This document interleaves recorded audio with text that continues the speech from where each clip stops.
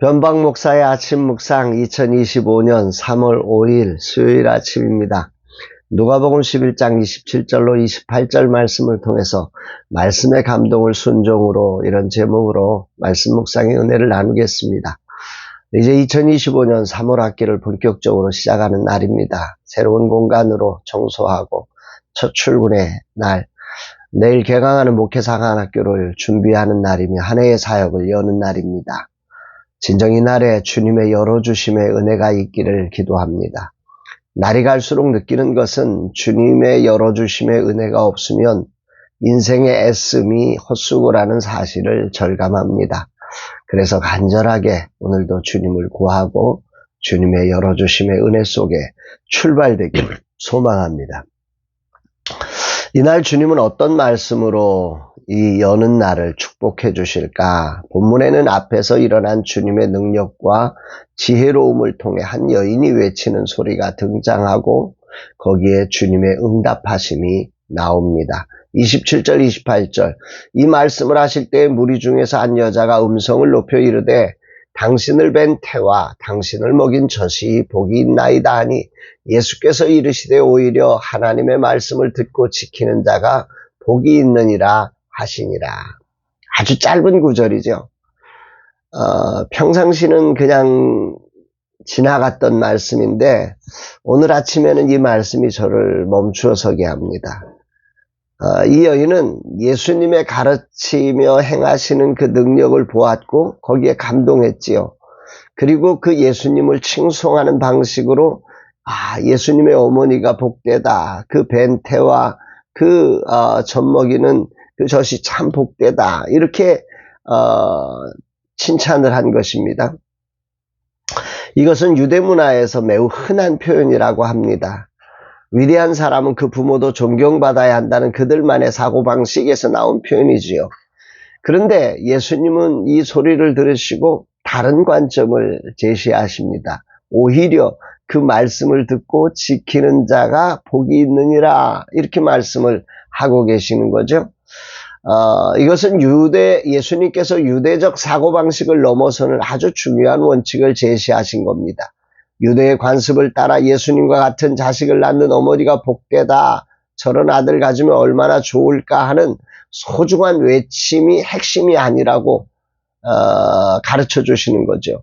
이 여인은 마리아를 칭송했지만 예수님은 그녀가 알지 못했던 더 큰 복을 가르치면서 이 복이 혈통을 넘어 모든 믿는 자에게 주어지는 복음을 선포하신 겁니다. 예수님은 혈통 자체를 부정하신 게 아닙니다. 다만 혈통보다 하나님의 뜻을 행하는 것이 더 중요하다고 가르치시는 겁니다. 하나님의 말씀을 듣고 순종하는 자가 진정한 영적 가족이 되는 축복을 누린다 말씀한 거죠. 제가 좋아하는 시편의 말씀이 생각납니다. 시편 1편 1절로 2절 복 있는 사람은 악인의 꾀를 쫓지 아니하며 죄인의 길에 서지 아니하고 오만한 자의 자리에 앉지 아니하며 오직 여호와의 율법을 즐거워하여 그 율법을 주야로 묵상하는 자로다 이렇게 나오죠. 오늘 말씀의 핵심은 단순한 주님을 향한 칭송에서 신앙이 머물지 말아라. 우리가 주님께로부터 받은 어떤 감동과 은혜가 그저 하나님 감사해요. 하나님 멋있어요. 찬송으로만 머물지 말고 말씀을 듣고 행하는 자리로 나아가라고 말씀하시는 것입니다. 말씀을 지키는 모두에게 오히려 더 큰 복이 흘러갈 것이라. 그 혈통의 관계 아래 있는 복보다 그것을 뛰어넘어서 말씀 안에 있는 이 복음 안에 있는 이 축복이 훨씬 더 크다고 말씀하시는 거지요. 나의 새로운 출발 시간입니다. 정신적으로, 육체적으로, 영적으로 무너졌던 마음을 새롭게 해서 나가는 저에게 주님은 말씀을 순종하여 행하는 자가 되라고 하십니다. 예수님을 낳은 태와 젖을 칭송하는 자리에서 벗어나 말씀을 따르는 자로 살아가야 한다 말씀해 주시는 거죠. 아주 분명한 저에게 가슴속에 너 이제 후반전은 말씀을 행하는 자가 되어라.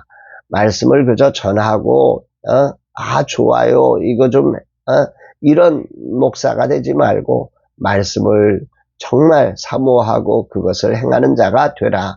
저에게 아주 분명한 좌우명이 되는 말씀으로 주신 것 같습니다. 이제는 오직 예수님께 집중하여 묻고 예수님의 말씀에 겸손한 순종으로 지켜가는 종이 되기를 다짐합니다. 그 어떤 것에도 시선을 빼앗기지 않고 예수님을 향해 집중하며 그분의 말씀을 따라 순종하는 종으로 살 수 있기를 기도합니다. 주님, 오늘도 내 삶은 주님의 은혜임을 고백하며 감사드립니다.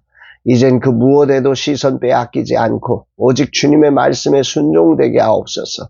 오직 주님의 뜻이 무엇인지를 알아 성령의 도우심을 따라 주님의 뜻 이루게 하옵소서 고백합니다.